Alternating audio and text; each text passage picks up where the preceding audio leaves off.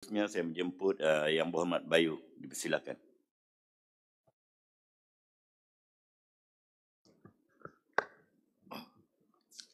Assalamualaikum warahmatullahi wabarakatuh. Alhamdulillah rabbil alamin wassalatu wassalamu ala asyrafil anbiya wal mursalin wa ala alihi wa sahbihi ajma'in. Subhanaka la ilma lana illa ma 'allamtana innaka antal alimul hakim wa la haula wa la quwata illa billahil aliyyil azim. Terima kasih Yang Amat Tuan Speaker, Yang Amat Berhormat Datuk Seri Menteri Besar, Barisan Exco Negeri, ahli-ahli yang berhormat, Yang Berhormat Datuk Seri Setiausaha Kerajaan Negeri, ketua-ketua jabatan negeri dan juga persekutuan, pegawai-pegawai daerah, petugas-petugas media, para pemerhati yang mengikuti persidangan secara fizikal maupun atas talian, dan serta pengundi-pengundi Bayu yang saya amat-amat kasihi. Alhamdulillah, kita panjatkan kesyukuran kepada Allah Subhanahu Wa Taala kerana dengan limpah kurnianya dapat kita berhimpun di Dewan Yang Mulia ini untuk kita membahas dan menyuarakan hasrat rakyat serta memastikan kebajikan dan pembangunan ekonomi negeri dapat ditangani secara berkesan. Yang Amat Tuan Speaker, terima kasih atas peluang yang diberikan kepada saya untuk turut mengambil bahagian dalam perbahasan pada sidang Dewan Yang Mulia ini. Pertama sekali, izinkan saya merakamkan perhargaan setinggi-tinggi dan ucapan tahniah kepada Yang Amat Hormat Datuk Seri MB di atas pembentangan Belanjawan Negeri Kedah yang memberi penekanan kepada aspek kesejahteraan rakyat serta usaha berterusan kerajaan negeri dalam memperkukuhkan ekonomi dan membela kepentingan masyarakat semua lapisan. Yang Amat Tuan Speaker, Don Bayu mempunyai potensi besar khususnya dalam sektor pelancongan yang berasaskan alam semula jadi, sejarah dan pelancongan desa. Kawasan kami kaya dengan keindahan alam, warisan sejarah serta budaya tempatan yang boleh dijadikan tarikan pelancongan. Dengan sedikit bantuan dan promosi daripada agensi pelancongan negeri, saya yakin Bayu mampu menjadi destinasi pelancongan luar bandar yang berjaya dan memberi limpahan ekonomi kepada penduduk setempat.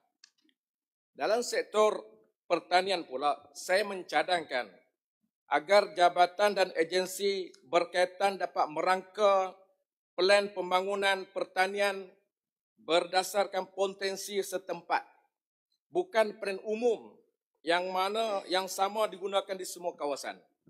Setiap kampung ada kekuatan masing-masing. Ada yang berjaya dalam ternakan ikan, udang dan sebagainya. Ada yang menumpukan kepada penanaman sayur dan tanaman kontang. Jika potensi ini dikembangkan secara tersusun dan disokong dengan kemudahan serta bimbingan teknikal, ia akan memberi pulangan hasil yang lebih baik, menambah pendapatan rakyat serta menyumbang kepada ekonomi negeri. Yang Amat Tuan Speaker, dalam kita membicarakan soal pembangunan ekonomi rakyat di luar bandar, kita tidak boleh menutup mata terhadap nasib para penoreh getah yang menjadi tulang belakang ekonomi desa sejak dahulu lagi. Hari ini isu yang mereka hadapi bukan lagi soal minat, bukan soal usaha, tetapi soal keadaan yang menekan dan sistem yang tidak memihak kepada mereka. Kita tahu bahawa majoriti rakyat luar bandar termasuk di Don Bayu bergantung kepada pendapatan hasil getah untuk menyara keluarga. Namun pendapatan ini semakin tidak stabil kerana dua faktor utama, iaitu harga getah yang tidak menentu dan keadaan musim yang tidak mengizinkan. Dalam 1 tahun, hujan turun sepanjang masa dan para penoreh hanya mampu turun bekerja dalam tempoh 2 hingga 4 bulan sahaja. Tetapi pendapatan daripada beberapa bulan ini terpaksa menanggung kos secara hidup sepanjang tahun. Keadaan ini amat membebankan rakyat di kampung. Jika kita bandingkan dengan negara Thailand, mereka jauh ke hadapan. Teknologi penorehan mereka membolehkan penoreh bekerja ketika musim hujan. melalui penggunaan peralatan khas seperti rain guard dan sistem mekanisasi yang lebih moden. Soalnya, mengapakah Malaysia, negara yang pernah menjadi pengeluar getah terbesar dunia, tidak dapat melaksanakan teknologi ini? Kerajaan pusat kena ambil tindakan lah. Sebab kita dulu dah jadi pengeluar yang nombor 2, tapi sekarang ni dah jatuh nombor 7. Saya minta kalau boleh pihak pembangkang maklum kepada pihak kerajaan pusat mengambil tindakan segera untuk mengatasi masalah ini. Kita ada LGM, kita ada RISDA, kita ada agensi yang sepatutnya menggerakkan pemodenan industri getah. Namun sehingga kini teknologi yang boleh membantu penoreh kecil ini tidak disalurkan secara menyeluruh. Inilah yang membuatkan rakyat merasa kecewa dan tertinggal. Yang hormat Tuan Speaker, selain itu, terdapat juga isu ketirisan harga getah di peringkat ladang. Harga KGK, kandungan getah kering, kepada KGB, kandungan getah basah, SMR 20 kepada harga Kak Lam di kampung, yang begitu tidak stabil, yang mana getah di peringkat ladang yang digunakan di peringkat pembeli serta kilang tidak dipantau secara telus. Pengiraan kandungan getah kering tidak mempunyai kawal selia yang jelas, menyebabkan pekebun dan penereh getah menerima harga yang lebih rendah daripada nilai sebenar. Ketirisan ini berlaku kerana tiada mekanisme audit yang kemas dan tiada penguatkuasaan yang tegas daripada pihak berkaitan. Oleh itu, saya ingin menyarankan agar kerajaan pusat melalui Kementerian Komoditi dan juga kementerian yang menjaga pembangunan luar bandar mengambil tindakan yang lebih serius dan menyeluruh. Antaranya, melaksanakan program mekanisasi penerehan secara nasional dengan menyediakan peralatan teknologi tinggi kepada pekebun kecil. Memberikan subsidi atau skim pembiayaan mikro untuk pembelian mesin, peralatan dan penerehan getah. Dan yang ketiga, menubuhkan satu jawatankuasa kawal selia harga getah yang berfungsi memantau dan mengaudit formula harga dari kilang ke ladang secara telus. Dan yang keempat, menetapkan harga lantai minimum bagi memastikan penereh getah mendapat pulangan yang adil dan tidak terus terhimpit dengan kos sara hidup yang meningkat. Yang Hormat Speaker, saya pernah dilantik sebagai ahli pihak berkuasa RISDA Malaysia. Kalau di wilayah utara ni, Perlis, Kedah, Pulau Pinang, Perak, saya seorang je, Hormat Speaker. Masa tu kami yang menyusun atau program-program semua. Tapi saya rasa kecewa di pihak kerajaan sekarang ni, yang mana masa kami menjadi ahli pihak berkuasa RISDA tu, kami buat program di kampung tidak pun menyentuh politik.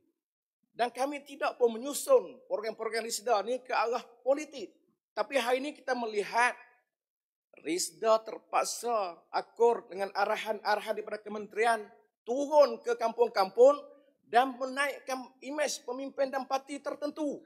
Ini tidak baik di segi masa depan negara. Saya harap selepas ini tidaklah berlaku seperti ini, kerana di masa kita berkuasa, semasa kami berkuasa, kami tidak pun menggunakan agensi kerajaan untuk kepentingan politik peribadi atau sesuatu parti. Jadi saya harap lepas ini tidaklah berlaku seperti ini, yang mana kalau anak jantan turun program sendiri tanpa menggunakan agensi kerajaan. Jadi saya harap dapat diperbetulkan di peringkat pusat. Saya yakin dan percaya jika dua perkara utama yang dapat dilaksanakan, iaitu pemodenan teknologi penorehan dan kawal selia harga yang telus, industri getah ini akan kembali berdaya saing. Dan yang paling penting, rakyat luar bandar akan kembali mempunyai masa depan ekonomi yang terjamin dan stabil.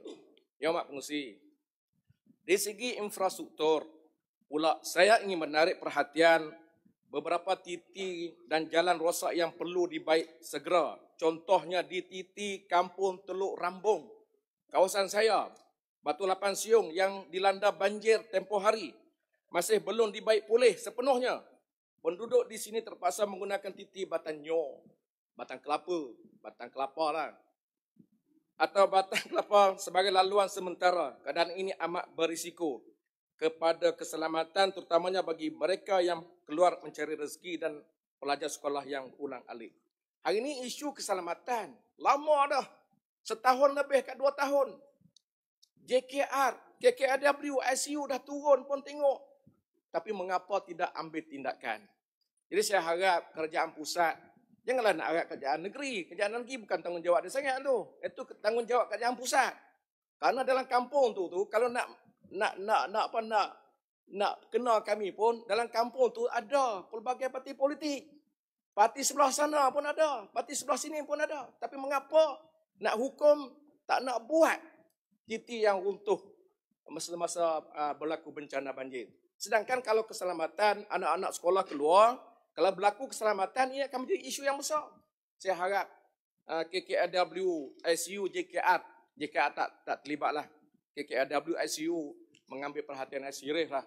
Kerana titi ini adalah merupakan titi jalan yang penting untuk laluan anak-anak sekolah, orang nak cari makan dan juga nak ke masjid. Yang Hormat Speaker, berkenaan isu banjir pula, saya ingin mengucapkan terima kasih kepada JPS, Wakil JPS Darat.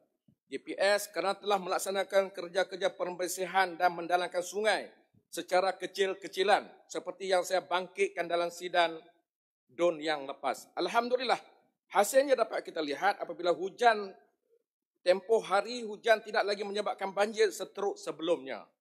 Namun begitu, bagi kawasan seperti Kampung Bukit Sebelah, Mukim Sion dan Bendang Sira, di Mukim Baling Bongo, saya ingin mencadangkan supaya satu pelan penempatan semula di kawasan bebas bencana diwujudkan. Jika tidak, kita tidak boleh terus membiarkan penduduk berisiko ini di kawasan tersebut tanpa pelan jangka masa panjang. Dah tak boleh buat apa dah, Yang Hormat Speaker. Kawasan dua tempat ni di Bukit Sebelah dan juga di Kampung Bendang Sira, buat rumah 1 meter dengan sungai. Nak buat macam mana? Dah berapa keturunan dah duduk di situ. Tapi sampai bila kami nak mengurus banjir? Kesian kat pegawai daerah saya. Kesian kat agensi-agensi kerajaan. Kesianlah kepada pemimpin masyarakat yang sentiasa 1 tahun sampai 8-9 kali banjir. Apa kesudahan? Penyelesaian muktamad yang kami mahukan. Yang mana kalau boleh ada, saya bincang dengan JPKK, MKK, ada tanah di sebelah tu kalau boleh. Dan saya dah bincang pun dengan penduduk di situ. Yang di Bukit Sebelah tu ada 20 buah rumah. Di Bendang Sira dalam lebih kurang 7 buah rumah. Dia bersetuju untuk pindah. Tapi saya nak minta lah kerjasama daripada kerajaan pusat, kerajaan negeri, tolonglah sediakan tempat kepada penduduk-penduduk ini supaya kami ini di Baling tidak sentiasa dalam keadaan mengurus banjir. Kesian. Wakil rakyat ni tugas dia, Hormat Speaker, nak fikir juga tentang ekonomi dan pembangunan yang lain. Bukan nak mengurus banjir sentiasa. Jadi saya harap pihak-pihak yang berkaitan mengambillah perhatian yang serius tentang perkara ini. Yang Hormat Speaker, sumber makanan masyarakat. Saya juga ingin menyentuh tentang isu sumber alam.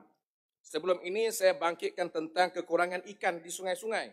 Alhamdulillah, perkara ini telah mendapat perhatian Jabatan Perikanan yang mengambil langkah melepaskan ikan di sungai-sungai, termasuk di Don Bayu, di mana sebanyak 50,000 ekor ikan telah dilepaskan di Sungai Ketil. Namun begitu, terima kasih kepada Jabatan Perikanan yang telah pun membantu untuk menyediakan makanan kepada masyarakat. Jadi saya harap lepas ni tambah lagi lah benih dengan ikan baung saja. Kalau boleh ikan-ikan lain sama. Jangan kacau. Lunas jangan kacau. Namun begitu, peranan penduduk amat penting untuk menjaga sumber ini. Diharapkan agar tidak ada lagi aktiviti penangkapan ikan menggunakan arus elektrik, tuba dan sebagainya. Saya juga menjadikan supaya dilakukan pemantauan berkala, pemasangan papan amaran serta penguatkuasaan yang lebih ketat. Jadi saya minta kalau boleh pihak-pihak berkuasa tolong pantau. Zaman dulu ikan banyak, tapi hari ini ikan di sungai dah tak ada lah. Sebab apa? Sebab bom, karan dan sebagainya. Saya mohon pihak berkuasa memantau dan kalau boleh ambil tindakan menangkap jika terdapat orang-orang ataupun individu yang menggunakan karan dan sebagainya. Yang Hormat Speaker, seterusnya saya ingin menyentuh berkenaan ribut angin kencang. Banyak kejadian pokok tumbang ke atas rumah dan premis penduduk. Kami di Peringkat Don Bayu telah melaksanakan program penebangan pokok-pokok berisiko. Alhamdulillah, program ini berjalan dengan baik. Namun saya memohon Jabatan Perhutanan dapat mempermudahkan urusan kontraktor yang dilantik. Program ini bukanlah untuk keuntungan atau tujuan pembalakan. Sebaliknya bagi menyelamatkan nyawa dan harta benda rakyat. Kadang-kala prosedur yang terlalu ketat boleh membantu kerja-kerja kecemasan ini. Banyak aduan, baru ni ribut. Kami dah susun, dah pun masuk ke kampung-kampung, dah kena pasti pokok yang nak ditebang. Jadi tak sempat nak tebang, angin mari timpa lagi. Jadi wakil rakyat dan juga pemimpin-pemimpin institusi kerajaan terpaksalah turun membantu, turun nak selesai masalah. Jadi saya mohon kalau boleh Jabatan Pertuhanan, terima kasih banyak bekerjasama kepada saya, dan saya mohon kalau boleh proses untuk nak keluarkan kayu tu dipermudahkan. Bukan kami ini meniga balak, Yang Mak Speaker, saya tak meniga balak, tapi saya menyelesaikan masalah rakyat, menebang pokok-pokok yang berisiko sahaja, bukan tebang balak pun. Jadi saya harap dipermudahkan urusan kami untuk menjalankan kerja-kerja demi masyarakat di kawasan saya dan kawasan-kawasan lain. Yang ribut baru ni tak kena rumah dah lah. Kena juga, Mak Speaker. Kena, sebab itulah saya ni rasa kena. Masa tambah lah, Mak sikit lah. Kena tambah masa sikit lah.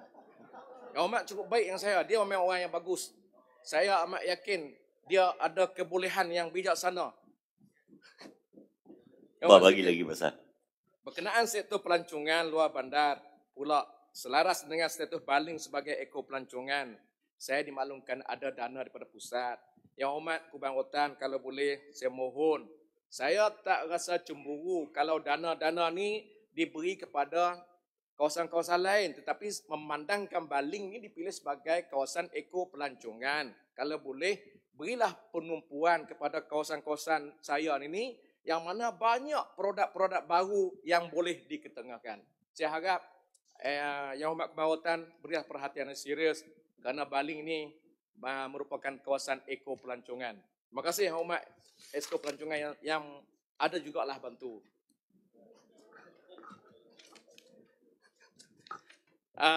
Yang Hormat Speaker, saya juga ingin nak bangkitkan berkenaan isu baik pulih rumah usang yang dibangkitkan oleh Bukit Lada tadi.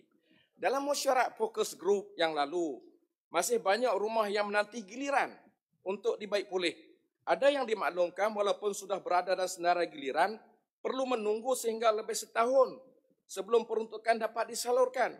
Mohon agar agensi terlibat dapat mempercepatkan proses ini. Di peringkat Pusat Khidmat, kami berusaha membantu sedaya upaya, tetapi kemampuan kami amat terhad. Jadi kalau boleh, dana untuk nak repair rumah-rumah usang ni diperbanyakkan, ditambah. Kalau boleh, wakil-wakil pembangkang yang ada ni maklum kepada pusat, bantulah. Sedangkan rumah yang usang, rumah yang uzur ni bukan daripada satu warna, bukan daripada parti tertentu, semua lapisan masyarakat memerlukan. Saya harap, mohonlah kepada kerajaan pusat, bantulah negeri untuk menyelesaikan rumah-rumah yang usang dan juga rumah-rumah yang uzur ini. Jadi berkenaan dengan saya tertarik. Terima kasih banyak kepada Yang Muhammad. Dia menambah allowance Tok Batin, Kampung Asri Lebuk Legong. Terima kasihlah tu pengundi saya. Tapi saya nak mohon juga, saya nak mencadang juga kepada kerajaan negeri. YB Merbau Pulas, tolong beri perhatian. Kerana kita tengok allowance Tok Batin dah naik. Kalau boleh allowance MKK pun dinaikkanlah juga. Setuju tak YB yang ada Nando ni? Setuju tak? Semua pakat setuju YB Merbau Pulas. Kalau boleh allowance dinaik. Kerana kita tengok MKK ni, ketua kampung ni, kalau banjir ni tak tidur malam. Dan kalau ada masalah-masalah yang berkaitan di peringkat kampung, dialah ke depan. Apa salah 500 dinaik ke jumlah yang munasabah. Satu lagi, dalam komuniti MKK ni, kalau ada program, kalau ada bencana, dia kena buat mesyuarat. YB Merbau Pulas, dia kena buat mesyuarat. Jadi orang yang AJK yang nak hadir tu kalau boleh, bagilah allowance. Walaupun sedikit. Kerana kehadiran tu, dia perlu tinggal kerja. Perlu tinggal hal-hal yang lain, keluarga. Jadi dia nak menumpukan soal menyelesaikan masalah rakyat ni sebulan sekali. Boleh no? Setuju tak YB semua? Setuju. Semua YB setuju tengok no? Jadi saya tak naklah berucap panjang. Sebab saya tengok wabi speaker pun saya jet sekali lah. Jet 2 kali dia tak makan lah. Jadi sebelum saya mengakhiri ucapan saya dengan ini menyokong sepenuh-penuhnya belanjawan yang telah dibentangkan oleh Yang Amat Berhormat Datuk Seri MB Kedah. Dan sebelum saya berhenti, saya nak pantun nak sikit. Boleh no? Pantun sikit. Indahnya bayu saujana mata. Gunung Baling berdiri gagah. Rakyat hidup aman sejahtera. Itulah hasrat kerja bersama. Pokok tumbang ribut melanda. Rumah bocor, peniaga derita. Bersama-samalah kita bina Bayu Kedah makmur, rakyat sejahtera. Sekian. Wassalamualaikum warahmatullahi wabarakatuh. Terima kasih YB Bayu yang saya lihat cukup berhemah hari ini. Terima kasih.